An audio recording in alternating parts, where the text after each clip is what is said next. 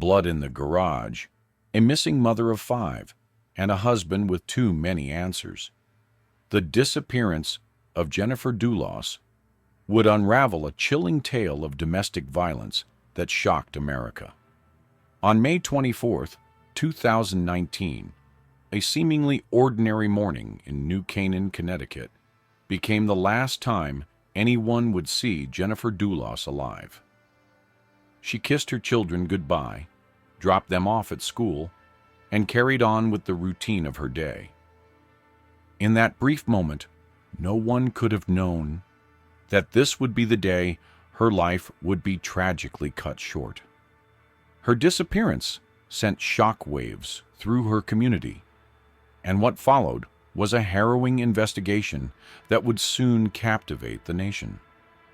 It uncovered a chilling tale of domestic violence, deceit, and an unimaginable tragedy. Jennifer Dulos was more than just a wife and mother. She was a writer, a compassionate person, and a woman who had fought tirelessly to protect her family. Yet on that fateful day, she vanished without a trace. With her disappearance came a devastating series of events that would forever alter the course of her family's future. Her story brought to light the real and dangerous impact of domestic abuse and the extreme lengths some will go to in order to maintain control. Her estranged husband, Fotis Dulos, and his alleged accomplice, Michelle Troconis, quickly became the central figures in a case that would leave the nation haunted by what had transpired behind closed doors. In the wake of Jennifer's disappearance, her case ignited an essential conversation about the warning signs of domestic violence, urging greater awareness and action to protect those at risk. Jennifer's story is not just about loss. It's a stark reminder of the emotional, mental, and physical toll that domestic violence takes on its victims. It's the story of a mother, a wife, and a person whose life was violently stripped away by someone she trusted.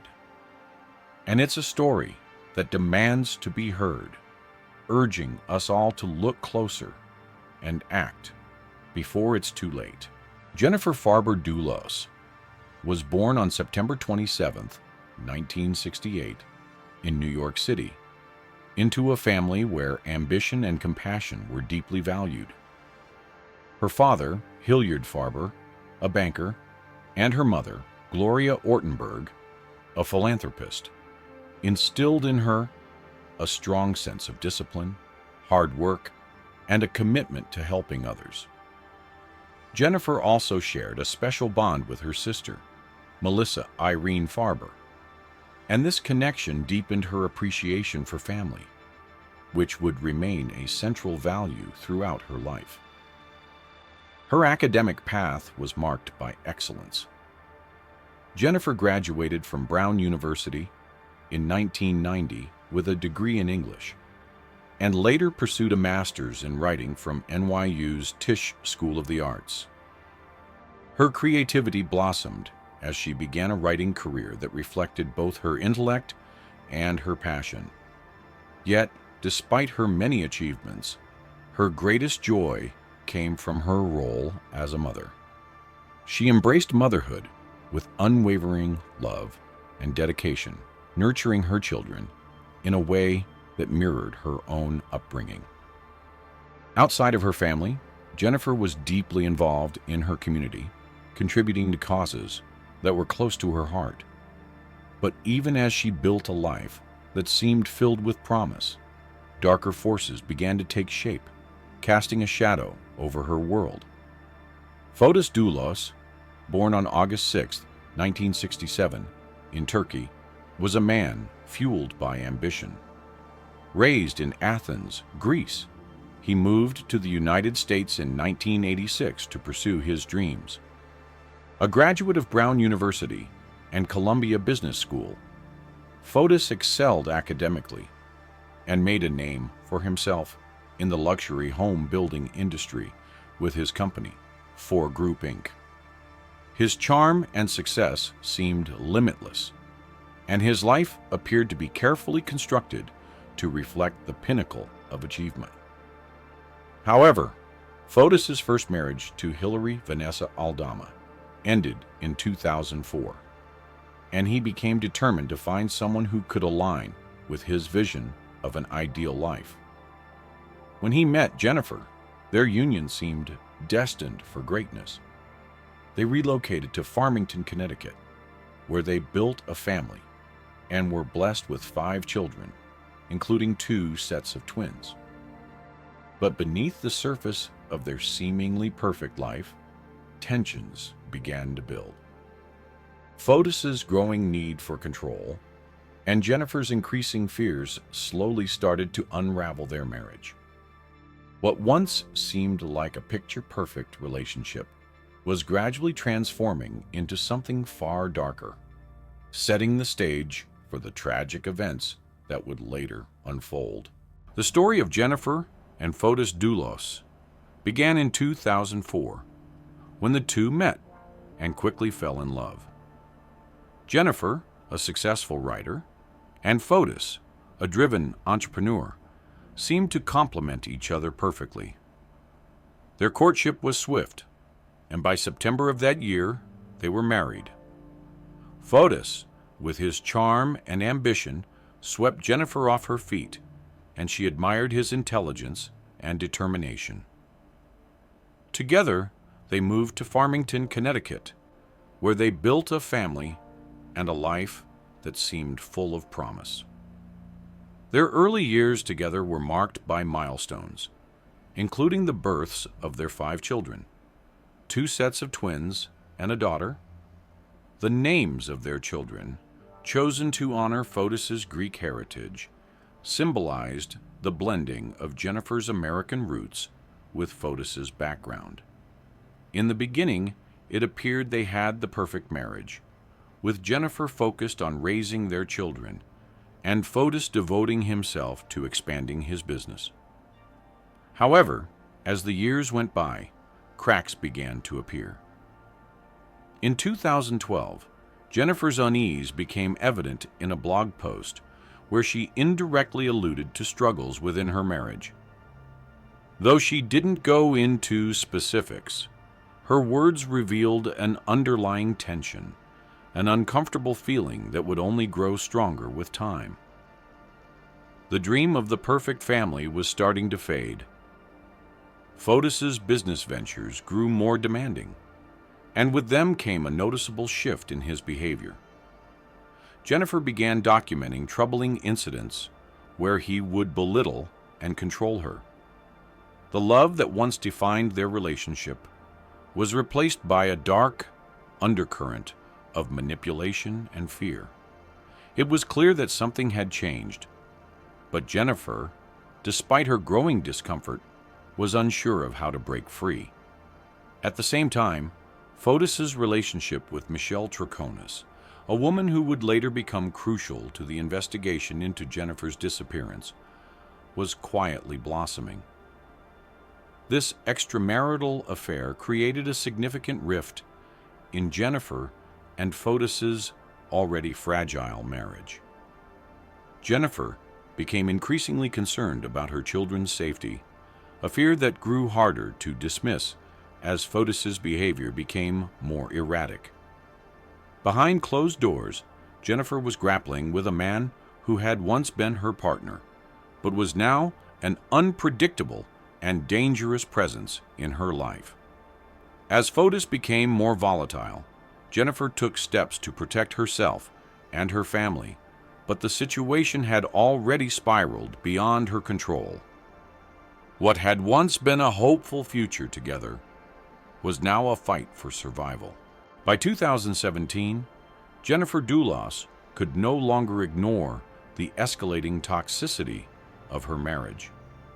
The emotional and physical abuse from Fotis had reached a breaking point, leaving Jennifer feeling trapped and fearful for her own safety and that of their children. She made the difficult decision to file for divorce, hoping to escape the grip of her controlling and increasingly volatile husband. In her divorce petition, she described the abuse in heartbreaking detail, outlining Fotis's behavior and her growing fear. Jennifer requested sole custody of their 5 children, driven by deep concerns about their well-being in Fotis's care. The divorce battle was grueling and filled with bitterness. Despite her plea for sole custody, the court's decision was far from what Jennifer hoped for. While she was granted temporary custody, a shared custody arrangement was put in place, allowing Fotis to continue seeing the children. This decision filled Jennifer with dread.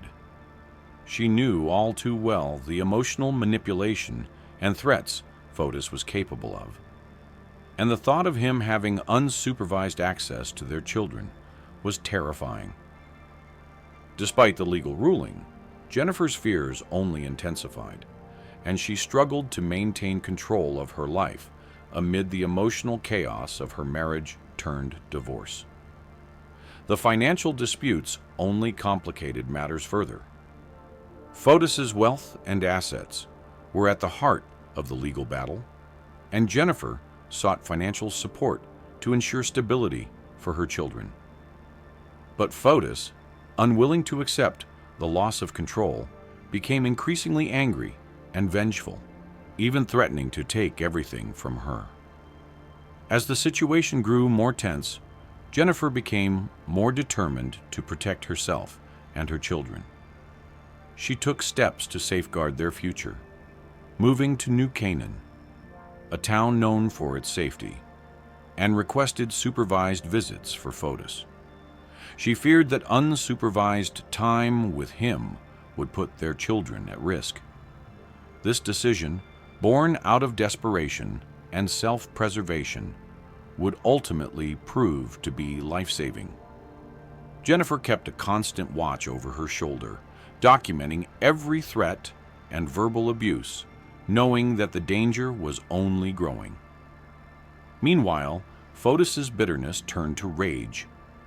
His sense of control was slipping away, and the more he lost, the more vengeful he became. His relationship with Michelle Troconis, whom he had been seeing for some time, began to play a key role in the unfolding tragedy. Jennifer, now fully aware of Fotis's emotional instability, did everything she could to shield her family from the storm that was brewing. She was desperate to keep her children safe, but with every passing day, it seemed that the walls were closing in around her. The shadows of danger loomed larger, and Jennifer's fight for freedom was becoming a race against time. Forensic evidence quickly began to reveal the chilling reality of Jennifer Dulos's fate. The blood found in the garage wasn't just a sign of a struggle. It was the evidence of a violent confrontation. DNA testing later confirmed the blood belonged to Jennifer, and the sheer volume and pattern of the blood spatter pointed to a brutal assault. The scene was a chaotic one, and clear signs of an attempted cleanup showed that the perpetrator had tried to erase the horror that had unfolded. The investigation's next breakthrough came with the discovery of Jennifer's Chevrolet Suburban. However, it was found under far more sinister circumstances than anyone could have imagined. The vehicle had been abandoned, but not in the way a simple disappearance would suggest. It was discovered that the Suburban had been transferred to another vehicle, a Tacoma truck. This was no accident. It was a calculated action, further proving that Jennifer's disappearance was part of a planned and intentional crime. In the following days, surveillance footage from various sources added more unsettling details. A school bus camera, as well as neighborhood cameras, captured footage of strange movements in the days surrounding Jennifer's disappearance. These images were crucial, helping investigators piece together a timeline of events that indicated one thing: Jennifer hadn't vanished without a trace. She had been taken, and the people responsible had gone to great lengths to cover their tracks. With each new discovery, the darkness of the case became more apparent. The investigation led directly to Fotis Dulos, and it was becoming painfully clear that he was deeply involved in his estranged wife's disappearance. As the puzzle pieces began to fall into place, the truth about Jennifer's fate was emerging, and the pursuit of justice for her was gaining momentum. The investigation into Jennifer Dulos's disappearance quickly turned into one of the most intense and high-profile cases Connecticut had ever seen. With every new piece of evidence, the investigators peeled back a carefully constructed facade, revealing a chilling truth that nobody could have anticipated. While the initial focus was on Jennifer's home and the places she frequented, the case soon widened to include the people closest to her, those who might hold the answers to the mystery surrounding her fate. Early on, investigators focused their efforts on Jennifer's life and the places she had been: her home in New Canaan, the nearby Waveney Park, and other familiar spots. But it wasn't until surveillance footage began to emerge that the true extent of the crime began to come to light. Footage from cameras in the area showed Fotis Dulos, Jennifer's estranged husband, acting in ways that raised serious questions about his involvement. His movements in the days leading up to Jennifer's disappearance seemed suspicious, and investigators began to look at him more closely. As they pieced together the timeline, the scope of the crime became clearer. The search for Jennifer expanded, reaching areas like Hartford, where trash bins were sifted through. It was here that crucial evidence was found: blood-stained items and cleaning supplies discarded in the garbage. This discovery was a turning point. It suggested that Jennifer had not just gone missing, but had been brutally murdered, and that her killer had gone to great lengths to clean up afterward, likely to cover their tracks. Further investigation into Fotis's vehicles only deepened the suspicions.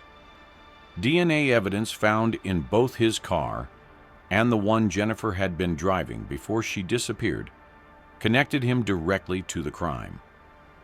The sequence of vehicle transfers, moving Jennifer's Suburban into a Tacoma truck, pointed to premeditation.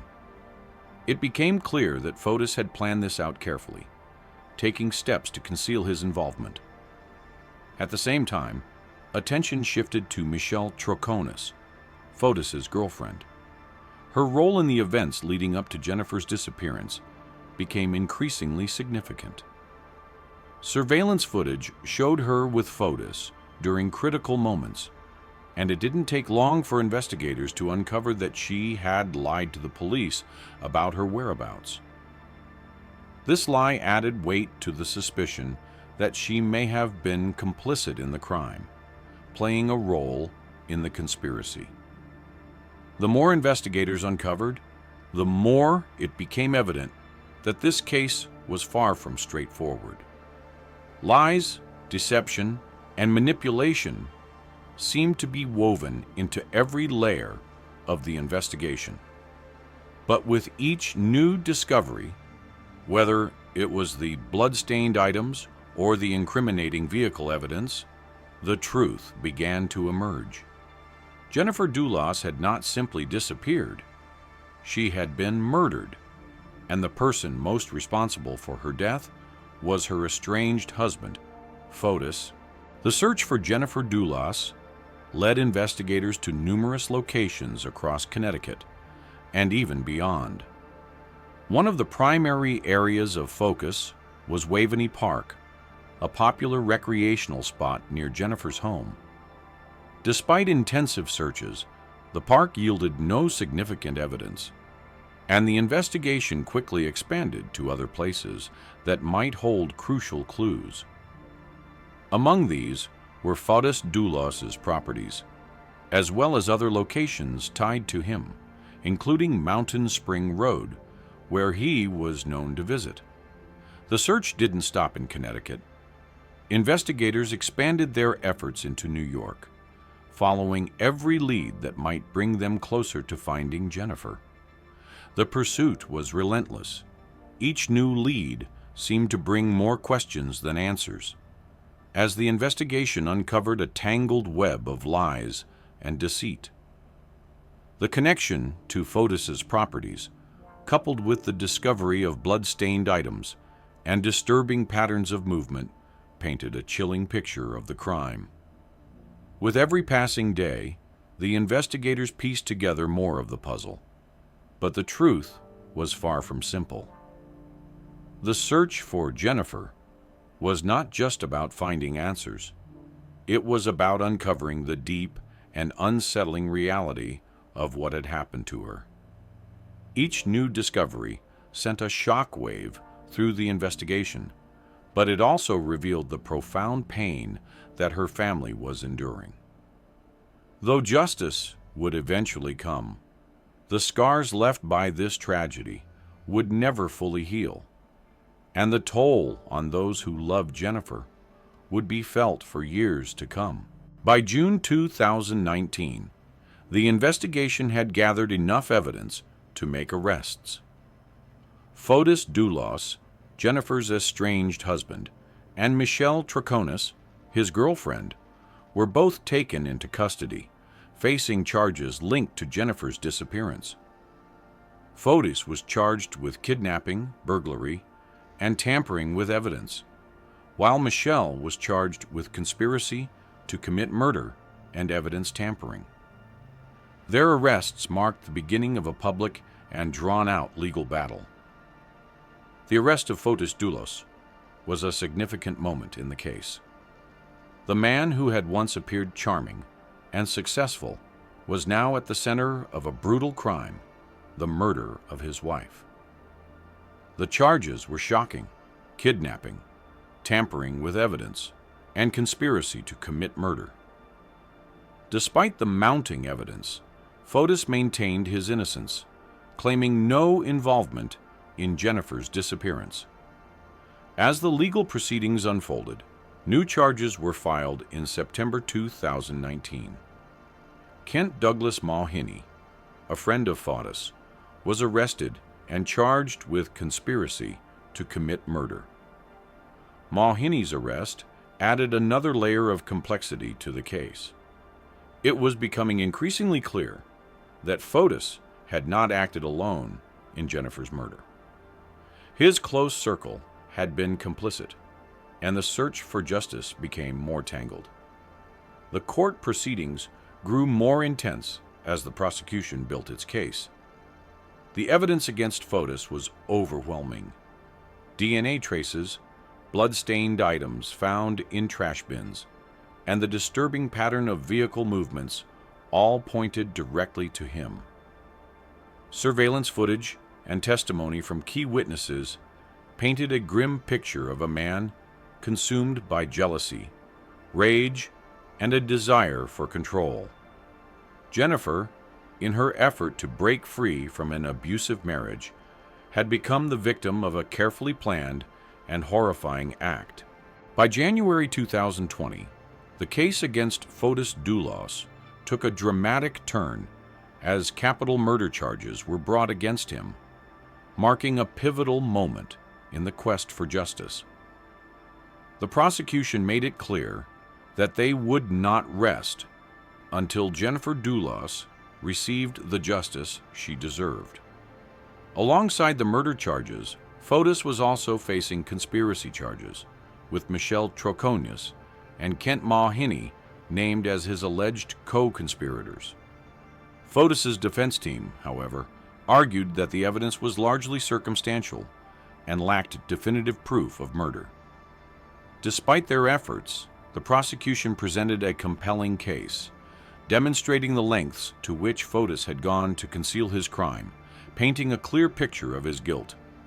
Then came the shocking and unexpected twist: Fotis's suicide attempt in late January 2020. On January 28th, he was found unresponsive at his Farmington home, having taken his own life in what seemed to be a final, desperate attempt to escape the looming consequences of his actions. Despite being rushed to the hospital, Fotis Dulos succumbed to his injuries on January 30th, 2020. His death left the world with more questions than answers, particularly about his true motivations and the extent of his involvement in the crime. Some saw his suicide as an attempt to avoid facing justice, while others viewed it as the collapse of a man who had spiraled into utter emotional and psychological turmoil. For Jennifer's family, Fotis's death did little to bring closure. Instead, it deepened the emotional burden of an already harrowing ordeal. The sense of unfinished business lingered, especially with the unanswered questions about the conspiracy to murder Jennifer and whether others were involved. The case may have taken a different turn legally, but the truth seemed to slip further away with each passing day. The haunting uncertainty surrounding Jennifer's death remained, leaving a sense of profound loss and unresolved grief. Even after Fotis's death, the ripples of his actions continued to haunt the community, leaving behind an overwhelming sense of grief and confusion.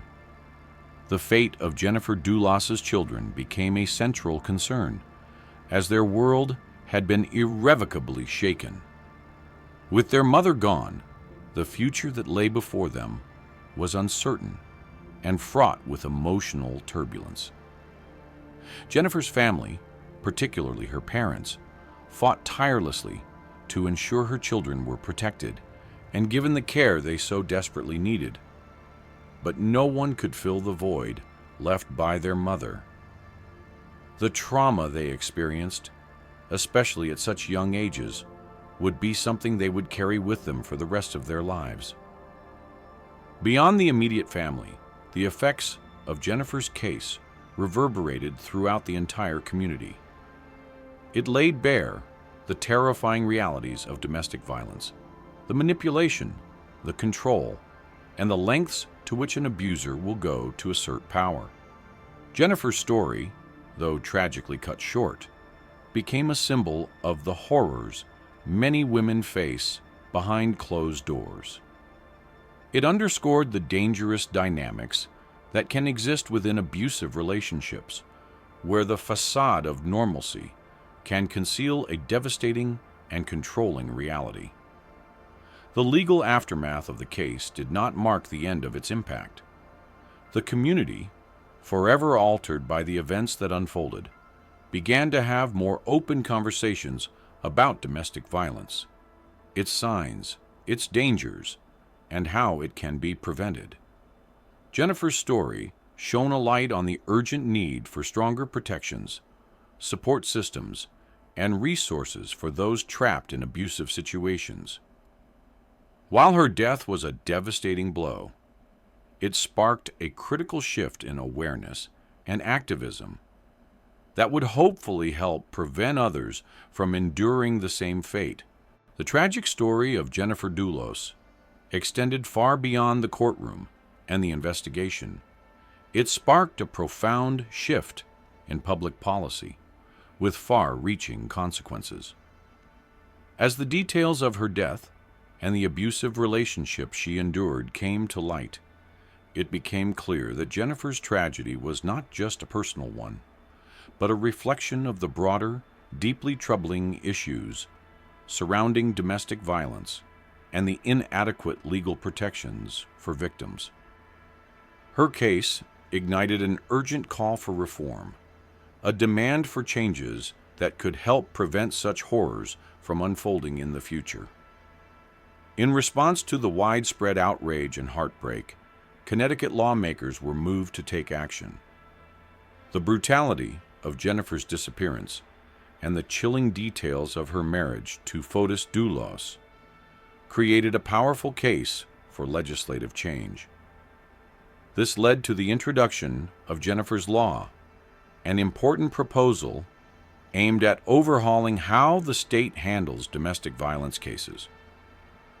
The law sought to strengthen protections for victims, improve monitoring systems, and offer better resources for those caught in abusive relationships. Jennifer's Law was passed with strong bipartisan support, a reflection of the collective belief that no one should be forced to live in constant fear for their safety. The law brought about stricter protocols for issuing protective orders, enhanced monitoring for offenders, and additional training for law enforcement to help them better recognize and respond to the signs of domestic violence. Key provisions also included expanded support services for victims, such as access to counseling, legal aid, and emergency housing. It was an important step forward in the battle to end domestic abuse and ensure that those in need had the resources and protections they deserved. For those who fought for domestic violence reform, the passing of Jennifer's Law was a victory. But for Jennifer's family, it was a bittersweet recognition of her legacy. Her life, tragically cut short, became the catalyst for change. While the law could never bring her back, it offered a sense of solace, knowing that her death might spare others from a similar fate. Despite the legislative progress, the emotional scars left by Jennifer's murder remain. The pain of losing a mother, a wife, and a woman who had so much to offer the world can never truly heal. Yet Jennifer's Law offered something profoundly important: hope. Hope that her death was not in vain, and that through awareness and change, others might find a way out of the violence that stole her life. Even though Fotis Dulos is dead and the main legal proceedings have concluded, the disappearance of Jennifer Dulos continues to haunt the public's conscience. The investigation into her death, though quieter now, has not been entirely abandoned. Authorities are still probing every possible lead, trying to uncover the full truth behind what happened to Jennifer, and whether anyone else was involved in the planning and execution of this brutal crime. A central question that remains unanswered is the extent of Fotis Dulos' involvement and whether he acted alone. The role of Kent Mulvaney, once a central figure, remains a point of speculation. With Fotis no longer alive to provide answers, questions linger. Was there a larger conspiracy at play? Or did Fotis carry out his horrific actions in isolation? While the legal process may have slowed, the search for answers continues, driven by the many unresolved pieces of the puzzle. For Jennifer's family, the emotional impact of her death remains as raw as ever. Her children, growing up without their mother, are left to carry the heavy burden of loss. They may never fully understand the brutality of what happened, but the reality of their grief is something they will have to live with forever. The public's ongoing interest in the case serves as a painful reminder that Jennifer's story resonates with many people, and her life, though tragically short, touched more hearts than we may ever know. This sustained public attention is more than just a quest for closure. It's a call for greater awareness of the pervasive issue of domestic violence. As long as Jennifer's case remains in the spotlight, there's hope that her death won't be in vain. The awareness raised by her tragic end can inspire others to recognize the warning signs of abuse before it escalates. Though Jennifer's legacy is one marked by unbearable pain, it also continues to shine a light on the need for ongoing advocacy education, and change in the fight against domestic violence. On May 24, 2019, Jennifer Dulos kissed her children goodbye and dropped them off at school, unaware that it would be the last time anyone would see her alive. Her sudden disappearance shocked her community and set off a harrowing investigation that captivated the nation. It revealed a heartbreaking tale of domestic violence, deceit, and tragedy. Jennifer was more than a wife and mother. She was a writer and a woman who fiercely protected her family. Her disappearance, however, marked the beginning of a series of devastating events that forever altered her family's future. Her story shed light on the terrifying effects of domestic abuse and the extreme lengths some will go to for control.